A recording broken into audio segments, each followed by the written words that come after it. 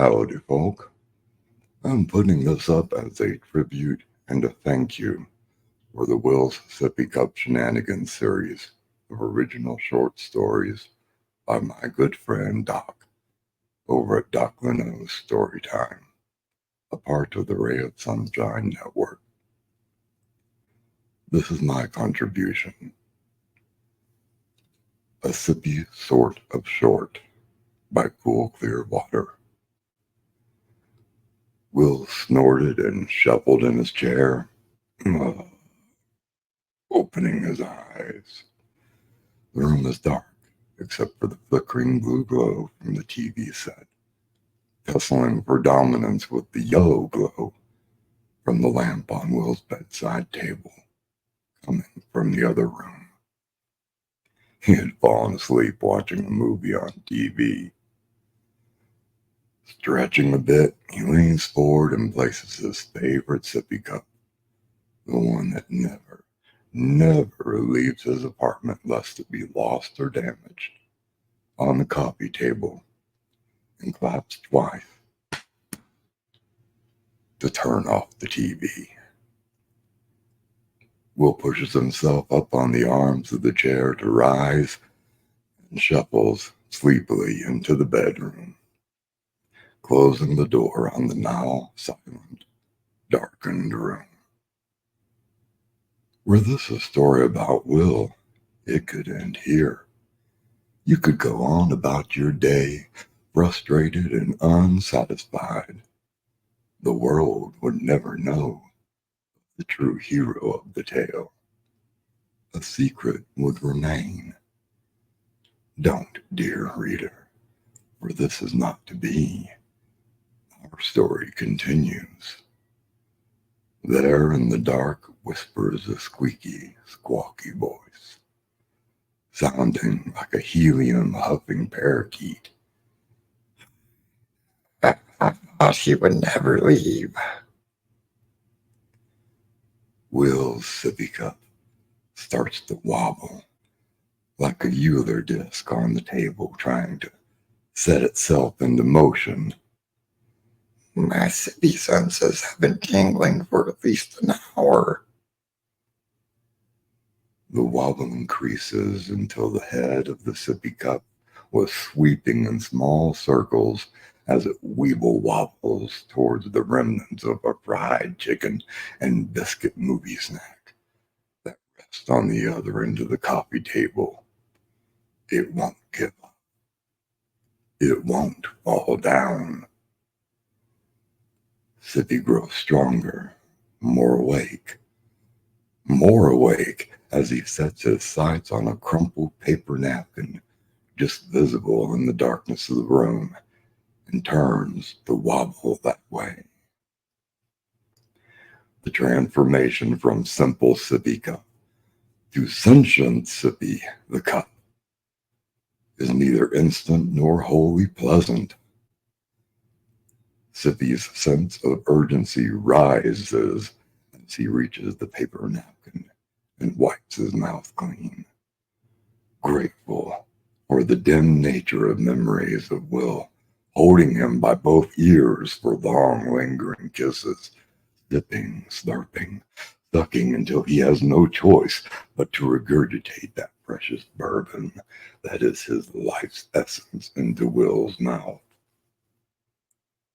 The repeated cycle of having his face torn off so that he may again be filled with the source of his power, then replaced only to be emptied again over and over, has long been reason for Sippy to regret this choice of a secret identity. Blessed is the cup that chooses to his own hurt and changes not, or something like that. The tenets of cup dogma were never very well thought out. Just one more transformation to go. Sippy hunkers down, concentrates, strains. High-pitched moan like that of a mouse ridding itself of a taco dinner from the night before escapes his lips. Then there's a slight and it is no longer the plastic Sippy the cup that graces the coffee table top, but the sterling silver America's cup. Auditor, fighter extraordinaire, ever filled to the brim with 100 proof crime fighting power. Okay, so America's Cup might not be the best name choice for a crime fighter who gets seasick just looking at a child's drawing of a sailboat, but all the really cool crime fighter names are already taken. And let's face it, when it comes to cup names, the choice is limited, and Will does not like Stanley. America's Cup is surrounded by a Golden Globe bourbon power. Then with another slight, he vanishes, only to appear hovering effortlessly in the air above the streets of Cedar Grove. He focuses, reaching out with his sippy senses. There is still something. There is still a tingle. No, that's not it. No. Ooh, hey, there's a sweet SoCo Southern Belle on that apartment. Nope, nope, nope. Focus, focus. Ah, and there it is. At the very edge of his senses, down by the county jail. An auditor. America's Cup faces the dingle, casing the tingle, concentrates, and he is gone.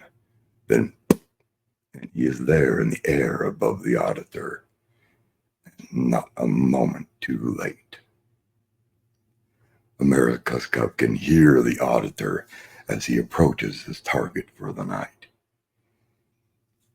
We're over here at the Absaroka County Jail to see if they respect our rights to. America's Cup glances toward the windows at the front of the jail. There are already signs of movement. This has to be quick. With the devil, America's Cup appears between the auditor's face and his gimbal-mounted camera, and just as the auditor opens his mouth to scream, pours forth a torrent of 100 proof auditor off juice into the foul maw before him and down the front of the auditor's shirt, infusing him with public intoxication and suffusing the surrounding air with a heady alcoholic aroma. With another, America's Cup is gone, back into the safety of the night sky to observe the results of tonight's work. This power has made America's Cup the bane of auditors worldwide. Well, not quite worldwide. It's more of a statewide thing that should one want to be slightly more accurate.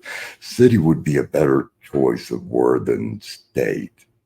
And, well, the bane of auditors definitely citywide then, or maybe auditor singular, because after years of dedicated fantasizing, this is America's Cup's first attempt at actual crime fighting.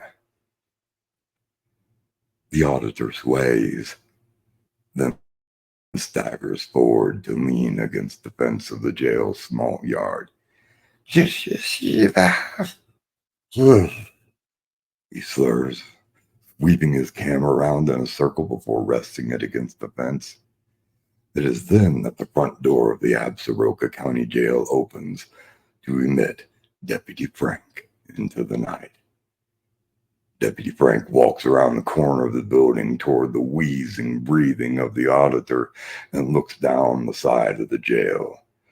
Mason Glitterman, he calls out as his long strides take him swiftly to the auditor's side.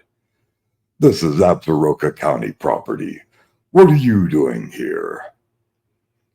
The officer staggers around to face Deputy Frank and breathes out a moist, I just really wish right to film and but we hear before being cut off by the deputy's harsh words. And you're drunk, Deputy Frank says as he pulls a pair of fuzzy cuffs out of their special holder on his duty belt. Deputy Frank always uses pink fuzzy cuffs for his public intoxication arrest because of the embarrassment it causes for the arrestee when their mugshot appears in the local paper's police roll column. You can't. Mason Glitterman tries again, only to be cut off again when Deputy Frank takes him by the wrist and pushes him up against the fence for cuffing. For America's Cup, high in the air above them, there was no sweeter sound than the click of those cuffs. With a satisfied sigh and another, America's Cup was hung. He lowers himself softly onto Will's coffee table so as to not wake his friend that is sleeping in the other room. With a softly spoken success, but no fist pump. Because let's face it, you can't pump a fist without a fist. America's Cup allows the bourbon power to flow out of him, turning once again into Sippy the Cup, and then letting go of the world as a Sippy Cup until duty calls and the world needs him again. The end. Thank you so much for listening to this little bit of fluff. Please go over to Dr. Laneau's story time to hear the original adventures that inspired this. The link is in the description. Doc, if you're listening, you're missed, my friend. You're missed. Good night.